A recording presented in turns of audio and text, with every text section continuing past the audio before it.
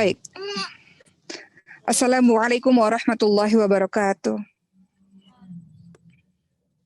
Alhamdulillahirabbil alamin wa bihi nasta'in ala umurid dunya waddin wassalatu wassalamu ala asyrafil anbiya'i wal mursalin wa ala alihi wa sahbihi ajma'in amma ba'd. Alhamdulillah, hari ini senang sekali di hari Jumat kita berjumpa lagi dalam dakwah online yang insya Allah terkhususnya untuk para santri-santri Maskanul Hufadz di berbagai macam cabang.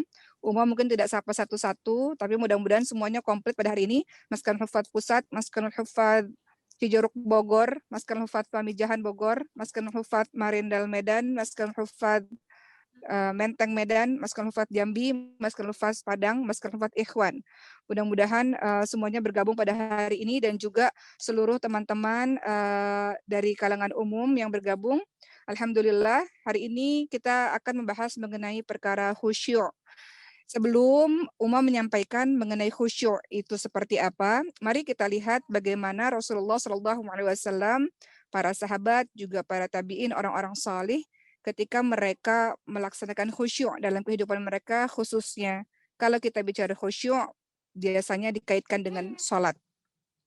Mari kita lihat Rasulullah SAW, sahabat sekalian, pernah pada suatu ketika di Madinah, di suatu sore, ketika Rasulullah SAW selesai melaksanakan sholat asar berjamaah dengan para sahabat-sahabat, biasanya selesai sholat, Rasulullah SAW akan berjalan dengan tenang menuju ke rumahnya, yang memang letaknya bersebelahan dengan tempat sholat. Tapi kali itu, Rasulullah SAW begitu selesai sholat, langsung berlari untuk menuju ke rumahnya, tergesa-gesa. Sehingga ini menimbulkan berbagai macam pertanyaan dari para sahabat. Lalu ketika Rasulullah selesai urusan di rumahnya, beliau kembali lagi bersama dengan para sahabat dan sahabat bertanya, kenapa ya Rasulullah engkau berjalan tergesa-gesa begitu selesai salat? Apa kata Rasulullah? Aku ingat sepotong emas dan aku tidak ingin hal itu menggangguku dan membuyarkan konsentrasiku dalam menghadap Allah Subhanahu wa taala. Maka aku menyuruh untuk membagi-bagikannya. Jadi di sini Rasulullah SAW menyingkirkan segala perkara yang mengganggu konsentrasinya supaya bisa khusyuk beribadah kepada Allah Subhanahu wa taala. Lalu kita lihat kisah berikutnya berkenaan dengan khusyuk. Kalau tadi kisah Rasulullah, sekarang kita menuju ke kisah tabi'in. Tabi'in ini namanya adalah Silah Ibnu Asyam Al-Adawi. Silah Ibnu Asyam Al-Adawi. Beliau masyhur juga kisahnya, Silah Ibnu Asyam Al-Adawi ini, karena khusyuknya dalam beribadah. Jadi suatu ketika ada satu pemimpin kelompok perang namanya Ja'far Ibnu Zaid. Dan Ja'far Ibnu Zaid ini bersama dengan pasukan-pasukannya pada saat itu hendak berperang. Dan di dalam pasukan tersebut ada tabi'in ini, Silah Ibnu Asyam Al-Adawi ini. Kemudian mereka, sekelompok orang ini, di bawah pasukan, di bawah pimpinan Ja'far Ibnu Zaid, mereka semua mau berperang ke kota Kabul namanya, ibu kota Afghanistan yang terletak dekat sungai Kabul. Dan pada saat itu di tengah malam mereka beristirahat terlebih dahulu dan biasanya para prajurit atau para pasukan mereka tertidur dengan lelap. Tapi Ja'far Ibnu Zaid ini mendengar bahwa salah seorang pasukan namanya Silah bin Asyam Al-Adawi ini sangat suka sholat tengah malam dan sembunyi-sembunyi. Maka Ja'far Ibnu Zaid ini pada akhirnya ingin membuntuti dan mengikuti Silah. Betul tidak? Bahwa beliau memang suka sholat secara sembunyi-sembunyi.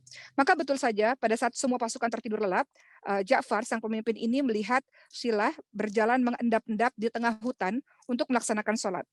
Dan ketika Silah Ibnu Asyam Al-Adawi ini sholat dengan khusyuk, tiba-tiba dari kejauhan terlihat ada seekor macan yang siap untuk menerkam Silah Ibnu Asyam Al-Adawi. Itu membuat Ja'far bin Zaid yang sembunyi-sembunyi melihat Silah itu sangat kaget, terkejut, dan sangat takut. Dan kemudian menyangka bahwa macan tersebut akan menerkam Silah, apalagi ketika Silah melaksanakan sholat, apalagi ketika sujud. Namun apa yang dilakukan oleh Silah? Ternyata Silah ini saking khusyuknya, asyiknya, fokusnya dalam sholat, bahkan tidak menyadari ada macan di sekitarnya. Beliau sangat fokus dalam sholat, di setiap gerakannya sempurna, bacaannya sempurna, seakan-akan beliau berkomunikasi dengan Allah Subhanahu wa taala dengan begitu fokusnya, sehingga tidak merasa bahwa ada macan di sekitarnya. Dan ternyata menariknya macan tersebut justru tidak mengganggu Silah Ibnu Asyam Al-Adawi, hanya melihat Silah saja, dan kemudian pergi begitu saja. Jadi tidak mengganggu silah. Ternyata silah Ibnu Asyam Al-Adawi dengan kekhusyuannya yang luar biasa, bahkan di sekitarnya itu tidak mengganggu dirinya, tidak mengganggu konsentrasinya. Kalau kita lihat kisahnya tabi'in yang bernama Silah Ibnu Asyam Al-Adawi ini, teman-teman sekalian, kita teringat surah Al-Baqarah ayat 45. Allah Subhanahu wa taala berfirman, A'udzu billahi minasyaitonir rajim. Wasta'inu bis-sabri was-shalah wa innaha lakabiratun illa 'alal khashi'in. Jadikanlah sabar dan salat sebagai penolongmu. Dan sesungguhnya demikian itu sangat berat kecuali bagi orang-orang yang khusyuk. Jadi kalau kita khusyuk, ternyata perkara-perkara dunia kita bisa enyahkan dan kita fokus kepada Allah Subhanahu wa taala. Lalu sebelum bahas mengenai khusyuk, kita lihat lagi, khusyuk ini tidak hanya dilakukan oleh Rasul, tabi'in juga pastinya para sahabat-sahabat Rasulullah. Kita lihat salatnya Abu Bakar As-Siddiq radhiyallahu anhu. Bagaimana salatnya beliau? Ketika Abu Bakar As-Siddiq radhiyallahu anhu melaksanakan salat, seolah-olah beliau itu seperti tongkat yang ditancapkan. Tidak terganggu, tegak, fokus, tidak terganggu kepada apapun. Apabila Abu Bakar As-Siddiq radhiyallahu anhu mengeraskan bacaan salatnya, maka isakan tangisnya itu menyesaki batang lehernya. Saking khusyuknya dengan bacaan salat. Bagaimana Abu Bakar As-Siddiq bisa menangis? Karena khusyuk dengan bacaan salat dan paham bacaan salat. Sehingga beliau begitu menghayati. Mohon izin semuanya boleh di-mute supaya kita fokus mendengar pada hari ini karena sebentar saja ceramah 1 jam saja. Ya, baik. Kalau kita lihat bagaimana sholatnya Umar bin Khattab radhiyallahu anhu. Apabila Umar bin Khattab radhiyallahu anhu membaca bacaan sholat, maka orang di belakangnya bahkan tidak bisa mendengar karena tangisannya. Jadi baik Abu Bakar maupun Umar bin Khattab ketika sholat saking menghayati bacaan sholat, memahami bacaan sholat sehingga terisak, menangis karena begitu mengikuti bacaan sholat tersebut. Begitu juga kalau kita lihat ada yang namanya Umar bin Abdul Aziz rahimahullah, ketika sholat juga sama, seolah-olah ya seperti tongkat kayu gitu, nggak bisa diganggu, fokus. Begitu pula dengan Ali bin Abi Thalib radhiyallahu anhu, ketika datang waktu sholat, bergetar dia, berubah wajahnya. Kemudian ketika ditanya, kenapa wahai Ali engkau seperti ini ketika menghadap waktu sholat, ketika masuk pada waktu sholat, maka Ali akan mengatakan, sungguh sekarang ini adalah waktu amanah yang Allah tawarkan kepada langit dan bumi dan gunung. Mereka enggan untuk memikulnya dan takut dengan amanah ini. Tetapi para manusia termasuk aku memikulnya. Ya, jadi Ali bin Abi Thalib radhiyallahu anhu tahu bahwa salah satu yang dipikul oleh manusia adalah beribadah kepada Allah Subhanahu wa taala dan menjadi seorang pemimpin di muka bumi ini. Dan ketika ia sholat, ia tahu bahwa ada amanah yang besar yang Allah persiapkan untuk para manusia termasuk dirinya. Jadi kita lihat contoh-contoh tadi, sahabat-sahabat sekalian. Boleh di-mute dulu. Kita lihat contoh-contoh tadi, sahabat-sahabat sekalian, bagaimana para orang-orang salih ini sangat khusyuk dalam sholat. Maka mari kita renungkan bagaimana sikap sholat kita selama ini. Apakah sikap sholat kita sudah khusyuk? Apakah kita betul dalam gerakan? Apakah kita betul dalam bacaan? Apakah kita memahami bacaan sholat kita? Apakah kita menghilangkan berbagai macam pikiran-pikiran lain ketika kita berada dalam sholat atau tidak? Apakah kita sudah mencapai derajat khusyuk atau tidak? Jadi apa sih yang dimaksud dengan khusyuk? Setelah kita lihat cerita-cerita tadi, yang dimaksud dengan khusyuk adalah membebaskan diri dari semua kesibukan hati yang membuat diri kita lupa kepada Allah Subhanahu wa taala. Makna khusyuk berikutnya adalah kosongnya hati dari hal-hal yang melalaikan dari ingat kepada Allah Subhanahu wa taala. Hati dan pikiran kita fokus hanya kepada Allah, tidak kepada selain Allah Subhanahu wa taala. Itu yang dimaksud dengan khusyuk. Dan kenyataannya termasuk diri kita. Mari kita introspeksi diri. Banyak dari kita yang tidak khusyuk dalam sholat. Sebelum Uma lanjutkan, Uma ingin semuanya di-mute. Sebelum di-mute, Uma belum melanjutkan, mohon maaf. Baik. Pada kenyataannya, sahabat-sahabat sekalian, banyak yang tidak khusyuk dalam sholat. Terkadang kalau kita mau jujur, termasuk dari diri kita, juga terkadang kita tidak khusyuk dalam sholatnya. Ada dari kita atau orang-orang menampakkan ketundukan kepada Allah, tapi ternyata hatinya menjauh lari daripada Allah. Ada mereka yang baca Quran, tapi tidak meresapi Al-Quran. Ada mereka yang bertasbih kepada Allah tapi tidak paham artinya. Ada mereka yang berdiri di hadapan Allah, sholat, tapi sebenarnya pikiran mereka mengarah kepada keluarga, kepada pekerjaan, kepada yang lain-lain. Ada orang yang sholatnya lama sekali, tapi ternyata tidak menyempurnakan sholatnya, tidak menyempurnakan rukuknya, tidak menyempurnakan sujudnya. Maka sholatnya itu kurang bermanfaat kepada dirinya. Sehingga itu sebabnya kenapa dia sholat, tapi kok masih ada ya orang-orang yang sholat tapi memakan harta manusia dengan batil. Orang-orang yang sholat tapi masih melakukan kerusakan kepada manusia. Orang-orang sholat tapi ternyata melakukan perkara-perkara yang bertentangan dengan agama. Atau bahkan sebagian orang menjadikan sholat untuk mendapatkan pujian-pujian. Zaman sekarang ketika sholat diposting di sosial media, ya misalnya untuk mendapatkan pujian-pujian dari manusia, maka sholatnya itu kurang atau bahkan tidak bermanfaat baginya. Karena kurangnya khusyuk atau tidak adanya khusyuk di dalam sholat tersebut. Apa kata Rasulullah SAW, sahabat sekalian? Rasulullah SAW bersabda, sesungguhnya seseorang ketika selesai dari sholat, tidaklah ditulis pahala baginya, kecuali 1/10 sholatnya, 1/9 sholatnya, 1/8 sholatnya, 1/7 sholatnya, 1/6 sholatnya, 1/5, 1/4, 1/3 setengahnya. Jadi tergantung. Ada orang yang menyangka sholat bahkan ternyata tidak diterima oleh Allah Subhanahu wa taala sholatnya. Ada orang berpuluh-puluh tahun sholat, tapi kata Rasul, ulangi sholatmu, gitu ya. Karena ternyata berpuluh-puluh tahun dia sholatnya tidak diterima oleh Allah Subhanahu wa taala. Karena mungkin di dalamnya kurang atau tidak ada kekhusyuan. Diriwayatkan oleh Abu Daud bahwa Hasan bin Atiyah radhiyallahu anhu berkata, sesungguhnya ada 2 orang yang berada dalam satu salat, tetapi perbedaan keutamaan pahala di antara keduanya bagaikan langit dan bumi. Sama-sama salat, tapi ternyata pahalanya bagaikan langit dan bumi. Kenapa? Karena mungkin di dalamnya tidak ada kekhusyuan ketika dia beribadah atau salat kepada Allah Subhanahu wa taala. Ya, jadi ketika kita membicarakan khusyuk itu biasanya berkaitan dengan sholat, dan sholat khusyuk itu akan berefek kepada kehidupan kita sehari-hari. Khusyuknya sholat akan berefek kepada akhlaknya sehari-hari. Kenapa ketika orang sholat tapi masih berbuat jahat, masih berbuat zalim, masih berbuat ingkar, masih berbuat maksiat, karena tidak ada khusyuk di dalam sholatnya. Maka lebih mudahnya khusyuk itu dibagi menjadi 3 ketika teman-teman melaksanakan sholat. Jadi sholat penting ya. Kenapa sholat disebut yang agama? Sholatnya baik, sholatnya khusyuk, berefek kepada kehidupannya sehari-hari. Khusyuk itu lebih mudahnya dalam sholat dibagi menjadi 3, yaitu lahiriah, batiniyah, dan juga tempat dan suasana. Kita lihat. Khusyuk dibagi menjadi 3. Pertama adalah secara lahiriah. Kalau ingin khusyuk, perhatikan lahiriahnya, yaitu melakukan gerak-gerik sholat dan ucapan sesuai dengan tuntunan ajaran Rasulullah SAW. Dari Abu Qatadah radhiyallahu anhu berkata, Rasulullah SAW bersabda, sejelek-jelek pencuri adalah mereka yang mencuri sholat. Ternyata pencuri itu ada yang dikategorikan pencuri sholat. Pencuri sholat itu bagaimana ya Rasulullah? Kata para sahabat.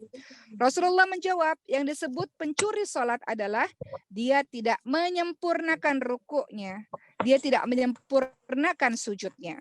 Atau kata Rasulullah, dia tidak menegakkan tulang punggungnya ketika rukuk dan sujud. Nggak sempurna rukuknya, nggak sempurna sujudnya. Orang-orang ini disebut pencuri dalam sholat. Jadi hati-hati ketika misalnya sholat terlalu cepat, maka engkau bisa saja dikategorikan sebagai pencuri dalam sholat. Cara supaya khusyuk yang pertama adalah perhatikan lahiriah. Bagaimana posisi sholat kita secara gerak dan juga bacaan sholat kita. Bacaan sholat kita, hati-hati dengan bacaan sholat kita. Berikutnya, khusyuk terbagi yang kedua secara lahiriah, kemudian yang kedua adalah batiniah.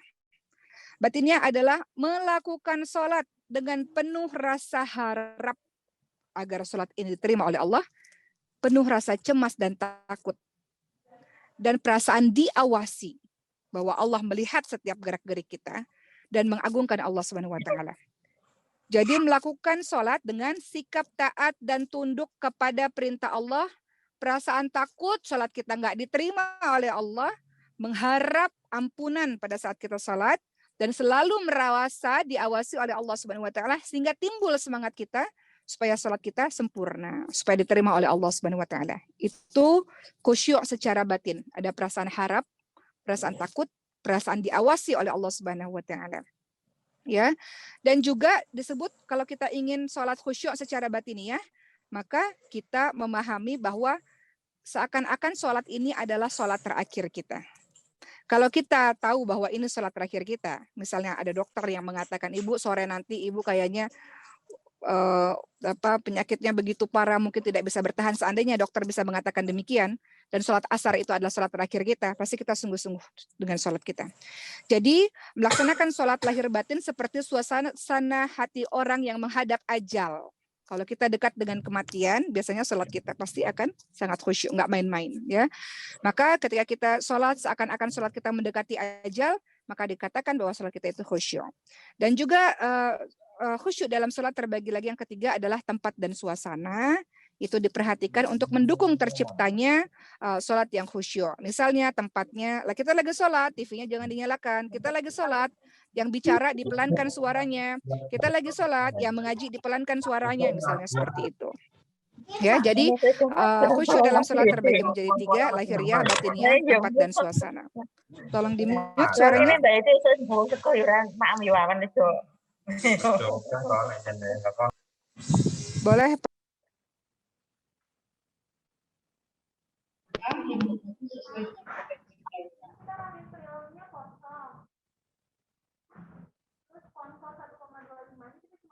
Ada beberapa cara kita mudah dalam sholat kita. Ini diambil dari perkataannya Syekh Sa'id bin Wahab Al-Qahtani. Ya. Jadi beliau menyebutkan ada beberapa cara supaya kita bisa khusyuk dalam sholat. Dari sekian banyak cara, beberapa cara agar kita bisa khusyuk dalam sholat. Yang pertama adalah kita mengenal Allah Subhanahu wa taala. Kita mengenal nama dan sifat Allah. Kita mengenal tauhid. Kita mengenal bahwa Allah sang pencipta segala sesuatu, beribadah hanya kepada Allah Subhanahu wa taala. Cara khusyuk dalam salat adalah pertama kita kenal Allah. Cara kenal Allah gimana? Salah satunya adalah merenungi ayat-ayat Allah yang ada di dalam Al-Qur'an. Itu cara kita khusyuk dalam salat. Mengenal Allah, cara mengenal Allah salah satunya adalah dengan merenungi ayat-ayat Allah yang ada di dalam Al-Quran. Cara khusyuk yang kedua dalam salat, khusyuk dalam salat, mengobati keras sakit dan kelalaian hati. Supaya kita khusyuk dalam salat, kita harus mengobati kerasnya hati kita. Kita harus mengobati lalainya hati kita. Kita harus mengobati hati kita yang sakit. Apa kata Rasulullah dalam hadis riwayat Bukhari Muslim? Ingatlah di dalam jasad itu ada segumpal daging. Jika ia baik, maka seluruh jasadnya baik. Jika ia rusak, maka jasadnya pun akan rusak. Ingatlah segumpal daging itu adalah hati. Jadi kalau ingin khusyuk dalam sholat, ternyata kita harus mengobati kerasnya hati. Cara mengobati kerasnya hati apa sih? Beberapa di antaranya, banyak ingat Allah dengan hati dan lisan. Zikrullah. Banyak ingat kematian. Banyak menyantuni orang-orang miskin. Berziarah kubur, dan sebagainya. Itu cara kita supaya bisa mengobati kerasnya hati. Hati yang lembut berefek kepada sholat yang khusyuk. Ketiga, gimana ya cara supaya sholat kita khusyuk? Menjauhi was-was. Menjauhi godaan syaitan. Dalam surah An-Nas ayat 4, teman-teman sering ucapkan kan? Min syarril waswasil khannas. Min syarril waswasil khannas. Kita sering mengucapkan dalam sholat kita, min syarril waswasil khannas, yang artinya dari kejahatan atau bisikan syaitan yang biasa bersembunyi. Kita bisa khusyuk kalau kita menjauhi was-was. Contoh was-was itu apa sih? Aduh, ini wudhunya udah bener belum ya? Aduh, ini airnya suci nggak ya? Dan mengulang-ulang bacaan terus. Merasa wudhunya nggak sempurna terus. Atau mengganti baju berkali-kali karena menyangka terkena najis. Atau ini buang angin nggak ya? Berkali-kali khawatir, berkali-kali was-was. Jadi supaya khusyuk adalah menjauhi was-was. Gejala-gejala was-was tadi ya, lama berwudu, lama mandi, mengulang-ulang wudu, kemudian mengulang-ulang huruf atau mengulang-ulang bacaan Al-Quran, mengganti baju berkali-kali, itu disebut sebagai kita was-was. Padahal itu adalah bisikan syaitan. Min syarril waswasil khannas. Dari kejahatan atau bisikan syaitan yang biasa tersembunyi. Apa sih biasanya kenapa sih bisa timbul was-was? Karena minimnya ilmu agama, minimnya ilmu tentang Al-Quran, minimnya ilmu tentang As-Sunnah, dan lemahnya keimanan. Sehingga ilmu ini menjadi sangat penting. Misalnya kita buang angin, aduh ini batal nggak ya? Padahal nggak ada bau, nggak ada bunyi, nggak ada yang lain-lain. Kita ngerasa buang angin terus padahal enggak gitu. Karena minimnya ilmu syar'i, jadi kita selalu ada was-was. Jadi cara supaya khusyuk adalah menjauhi diri dari was-was. Ya, kemudian yang keempat, supaya bisa fokus dalam sholat adalah fokus pandangan, jangan ke sana kemari, ke atas ke bawah, jangan. Fokus kepada pandangan kita, misalnya menuju ke bawah, menuju ke sejadah. Apa kata Rasulullah SAW dalam hadis surat Bukhari? Kenapa bisa ada kaum yang mengangkat pandangannya ke langit-langit ketika sholat? Jadi ada orang yang sholatnya mandang ke atas, ada yang ke kanan, ke kiri, ngelihat ke depan, ngelihat kerudungnya teman di depan misalnya. Kemudian apa kata Rasulullah? Hendaklah tidak memandang seperti itu. Kalau tidak, pandangannya akan disambar. Maknanya adalah fokus pandangannya ke bawah, ke sejadah misalnya ya. Jangan kemana-mana pandangannya. Karena pandangan yang kemana-mana akan membuatmu tidak khusyuk dalam sholat. Kelima, cara supaya khusyuk dalam sholat adalah jangan banyak bergerak. Geraknya banyak banget, garuk sana, garuk sini, pegang sana, pegang sini. Terlalu banyak bergerak, terlalu banyak berbuat sia-sia, membuat kita tidak khusyuk dalam salat. Apa kata Rasul dalam hadis surat Bukhari Muslim? Nabi Muhammad SAW bersabda pada seseorang yang meratakan debu di tempat sujud, jika engkau perlu melakukannya, maka satu kali saja. Jadi ada sahabat Rasul yang ketika sholat tuh meratakan debu, meratakan tempatnya itu dibersihkan berkali-kali gitu pada saat melaksanakan sholat. Jadi kata Rasul, kalau perlu lakukan sekali saja. Dalam sholat gatalnya minta ampun, garuk kalau bisa sekali saja. Jangan terlalu banyak bergerak. Terlalu banyak bergerak membuat kita tidak khusyuk dalam sholat. Kemudian supaya kita khusyuk dalam sholat adalah tidak sholat atau menunda sholat ketika makanan telah dihidangkan. Engkau dalam keadaan lapar sekali, makanan udah di depan mata. Nah, sholat dulu atau makan dulu. Ternyata jawabannya adalah engkau silahkan untuk makan dulu. Kata Rasulullah SAW dalam hadis surat Muslim, tidak ada sholat ketika makanan telah dihidangkan. Begitu pula tidak ada sholat bagi yang menahan kencing atau buang air besar. Jadi kalau ingin pipis, ingin buang air besar, buang air dulu baru sholat. Lagi lapar, makanan telah dihidangkan, makan dulu baru sholat. Ya. Apa sih manfaat khusyuk dalam kehidupan kita, teman-teman sekalian? Pertama adalah ia merupakan ciri dari orang-orang beriman. Dalam surah Al-Mu'min ayat 1 sampai 2 Allah Subhanahu wa taala berfirman, "A'udzubillahi minasyaitonirrajim. Qad aflahal mu'minun alladzina hum fi shalatihim khashi'un." Sesungguhnya beruntunglah orang-orang yang beriman, yaitu orang-orang yang khusyuk dalam salatnya. Jadi manfaat khusyuk adalah pertama, ya ciri dari orang yang beriman. Yang kedua, manfaat khusyuk dalam kehidupan kita adalah ia akan mendapatkan ampunan dan pahala yang besar sebagaimana Allah berfirman dalam surah Al-Ahzab ayat ke-35. A'udzubillahi minasyaitonirrajim. Al-Ahzab ayat 35. Innal muslimin wal muslimat wal mu'minin wal mu'minat wal qanitin wal qanitat was shadiqin was shadiqat was sabirin was sabirat wal khashi'in wal khashi'at dan seterusnya. Sesungguhnya laki-laki perempuan yang muslim, laki-laki perempuan yang mukmin, laki-laki perempuan yang tetap dalam ketaatan, laki-laki perempuan yang benar, laki-laki perempuan yang sabar, laki-laki perempuan yang khusyuk, laki-laki perempuan yang bersedekah, laki-laki perempuan yang berpuasa, laki-laki dan perempuan yang memelihara kehormatan, laki-laki perempuan yang banyak menyebut nama Allah, Allah telah menyediakan untuk mereka ampunan dan pahala yang besar. Jadi manfaat khusyuk yang kedua adalah ampunan dan pahala yang besar dari Allah akan diberikan bagi orang-orang yang khusyuk. Dan ketiga, manfaat dari khusyuk adalah ia akan berefek dalam kehidupan sehari-hari. Ya, kita lihat dalam surah Al-Muddathir ayat 42 sampai 44. Allah Subhanahu wa taala berfirman, "Apakah yang memasukkan kamu ke dalam neraka Sakor?" Mereka menjawab, "Kami dulu tidak termasuk orang-orang yang mengerjakan sholat dan tidak pula memberi makan orang miskin." Ternyata Ketika dia sholat akan berefek dalam kehidupan sehari-hari. Orang yang sholat betul, sholat benar, sholat khusyuk melahirkan sikap kepedulian sosial yang tinggi kepada orang lain.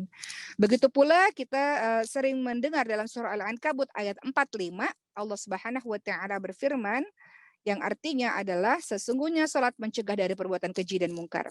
Jadi kalau kita sholat khusyuk, manfaat sholat khusyuk yang ketiga tadi adalah sholat itu berefek dalam kehidupan kita sehari-hari. Membuat kita takut berbuat buruk dan membuat kita peduli dengan kehidupan sekitar.